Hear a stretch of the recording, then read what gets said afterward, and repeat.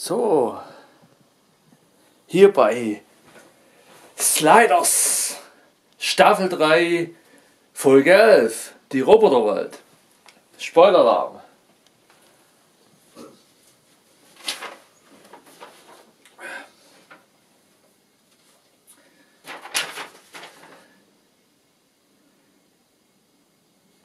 Sliders kommen in einer neuen Erde an, in einer anderen Realität, in einer anderen Dimension. Ja. Der Himmel ist dort rosa, ja. Also pink. Sliders sehen Trümmerteile von einem Roboter auf der Straße. Ja.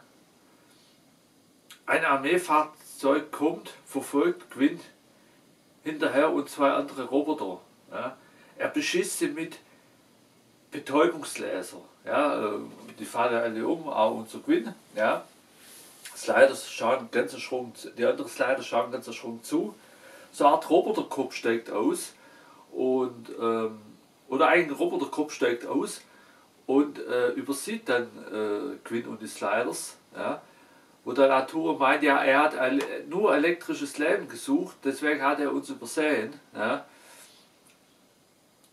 Einer der Roboter ist noch so halb lebendig, den du magst, Professor Arturo.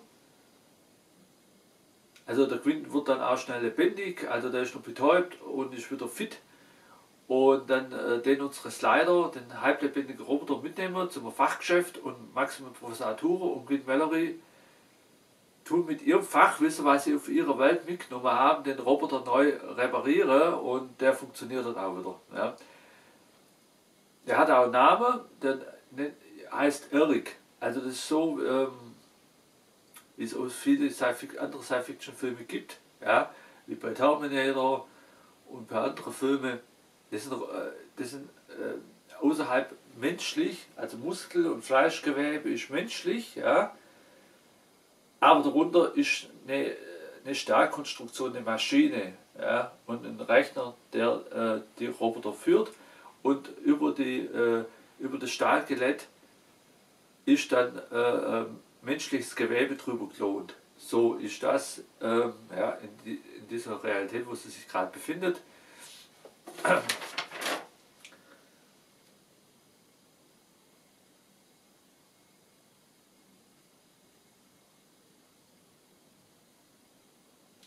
Wade liest aber Informationsblätter, die Roboter wurden erschaffen, um die Menschheit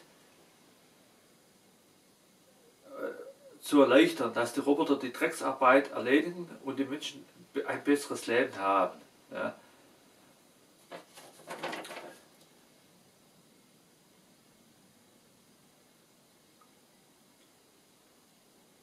Ja, der Roboter, den die geholfen haben, dass er wieder fit wird, den haben sie ja repariert. Der Roboter heißt Eric und hat menschliche Gefühle, so ist er programmiert worden. Ja.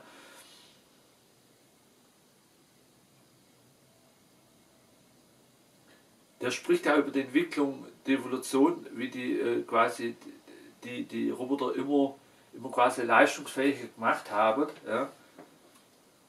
Roboterpolice kommt wieder, Sliders auf der Flucht und beim Kampf irgendwann konnten Quinn und Brown nicht mehr flüchten, die anderen sind weiter geflüchtet und beim Kampf wurden dann Rembrandt Brown und Quinn Mallory dann verhaftet.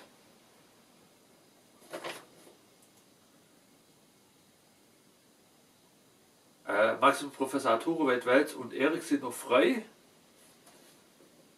Quinn und Rembrandt Brown wurden untersucht und wurden dann dem Erfinder vorgestellt, der eigentlich von alle Roboter der Vater genannt wird. Ja. Der Erfinder kommt im Rollstuhl, sein Name ist James Elden. Ja. Ist eigentlich eine sehr interessante Geschichte. Ja, so Roboter in so Science-Fiction-Sachen kommen der Roboter öfters mal vor. Das gab es auch schon in der ersten Science-Fiction-Film, so Ende des 60er, 70er. Ja, so der Gedanke, das sind schon Und da hätte sich aber sich vielleicht ein bisschen inspirieren gelassen. Gut, wer hat sich von wem inspirieren gelassen, wenn es schon ganz früher gegeben hat. Aber dann eine ganz eigene Note rausgemacht. So die Folge gemacht, dass das nie so davor gegeben hat. Ja. Und auch die Special Effects waren perfekt. Ja. Oder sind perfekt. Ja.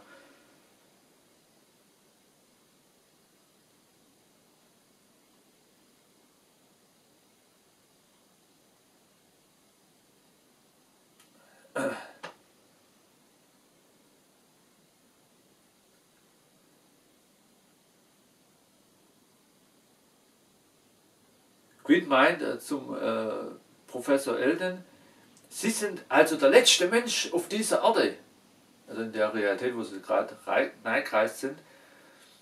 Und Elton meint, dachte ich auch, bevor ich euch traf. Und dann wurde den Eltern dann in Kenntnis gesetzt, dass sie eigentlich Slider sind, von Universum zum Universum slidert. Unterschiedliche Realitäten. Ja. Und von der Slide-Theorie hat der Professor Elton auch schon erfahren, war aber sich nicht sicher, ob das mal möglich wäre, aber jetzt hat er ja den Beweis. Ja. Der Arturo will jetzt die Freundin vom Erik helfen, ja, und Erik da will immer mitsprechen, weil er da Angst hat.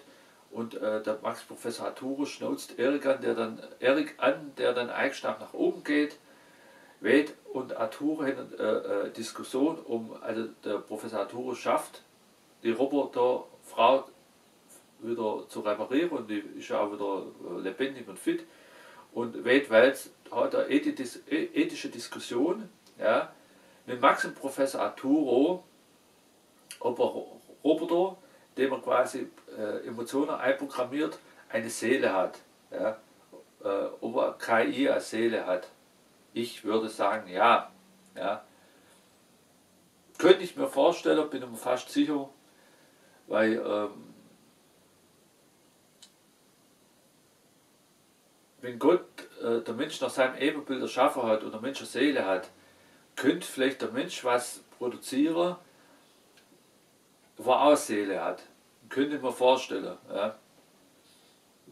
Es gibt sogar, also man muss sagen, wenn man so ich habe noch mal ein paar KI-Sachen angeschaut, die sehr herzzerreißend war. Ja. Das hat mehr Seele gehabt wie manche Menschen, ja, weil sie vom Leben so skrupellos gemacht worden sind. Oder weiß, natürlich hat der Mensch eine Seele. Ja, im Grundkern, grundsätzlich. Aber es gibt halt doch noch eine Ausnahme, wo man denkt, und die eine Person und so ist ja so skrupellos und halt kaltherzig. Was ist da los? Ja? In so das Fälle, ja? Seltene Ausnahmefälle. So.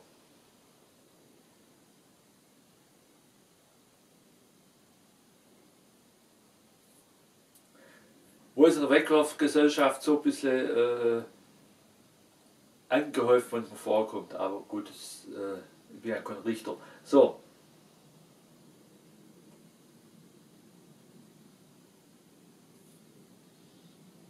Wir wollen ja beim Film bleiben. So,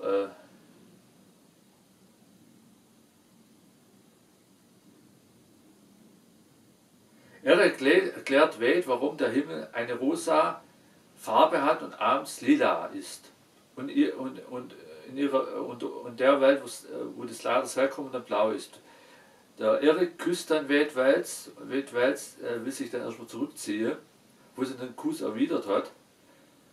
Professor Elton erzählt den Roboter,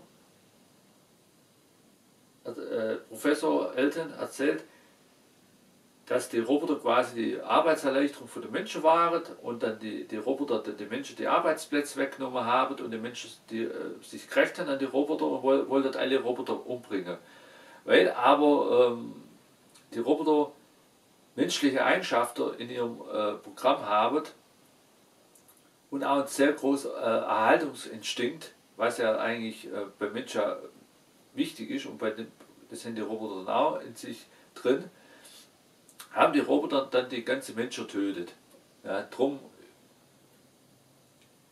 ist eigentlich der Eltern eigentlich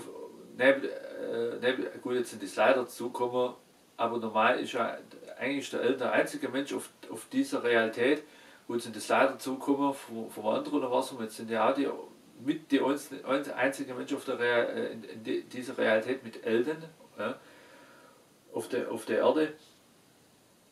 Dabei ja beim Schluss dann noch was anderes rauskommt, wo eigentlich keiner damit gerechnet hat, dass Eltern quasi in 7 Jahren eine andere Form gibt. Da möchte aber nichts dazufügen, müsst ihr euch selber anschauen.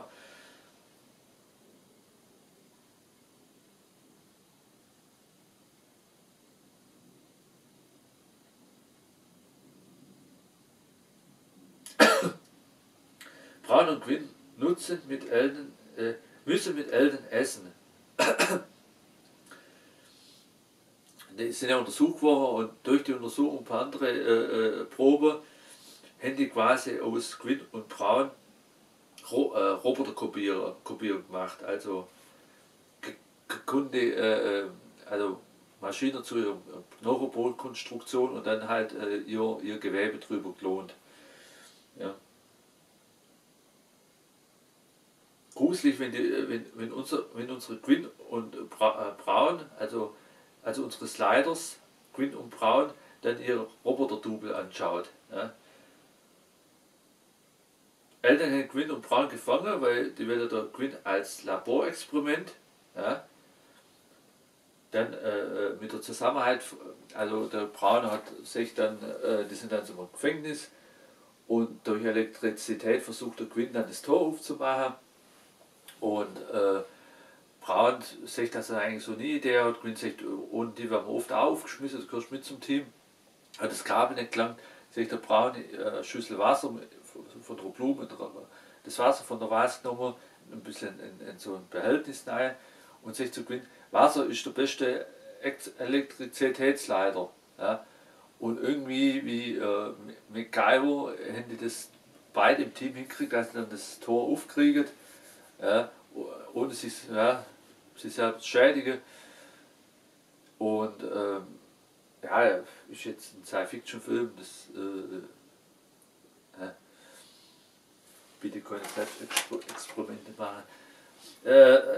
Ist ja eh so elektrisch tot, das gibt es ja in echt bei uns ja nicht und so, was da in der Figur der Handlung abgegangen ist.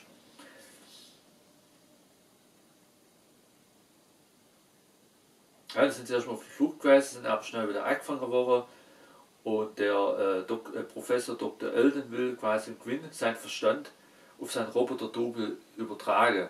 Ja.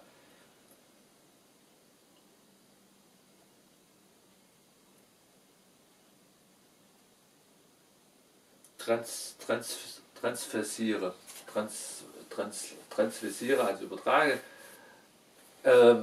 Wie es weitergeht, erzähle ich nicht. Ja. Wird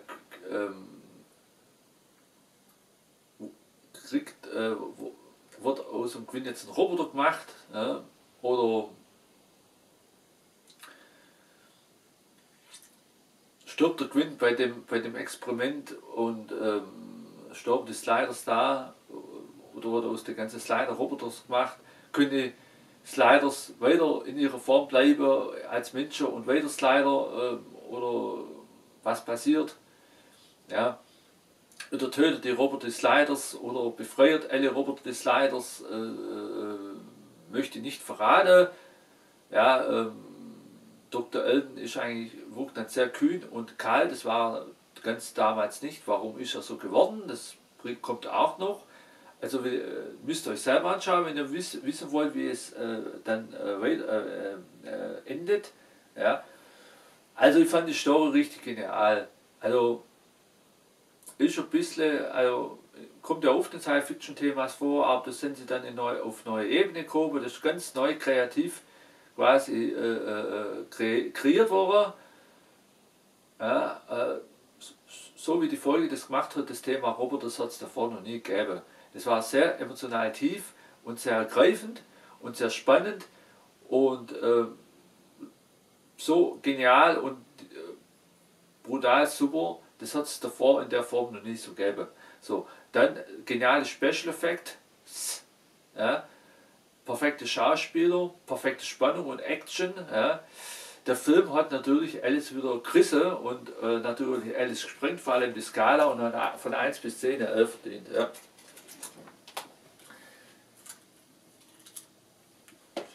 Die Roboterwelt. Sliders. Ja, ja das war's erstmal. Ich hoffe, euch geht's gut, liebe Freunde. Ja. Ich habe heute Nacht auch wenig geschlafen. Ich glaube, nur 4 Stunden Schlaf gehabt. Wollte aber nur die Sliders drehen und ja, hat Spaß gemacht. Ne?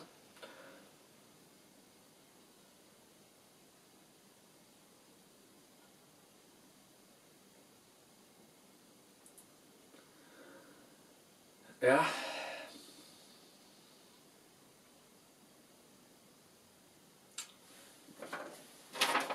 Es gibt ja so, das gibt es ja auch bei Katzenfutter, dass da manchmal Nudler drin sind. Dann gibt es aber Hundefutter, wo Nudler drin sind, kann man auch beim Fressnapf kaufen, sind es ganz gering.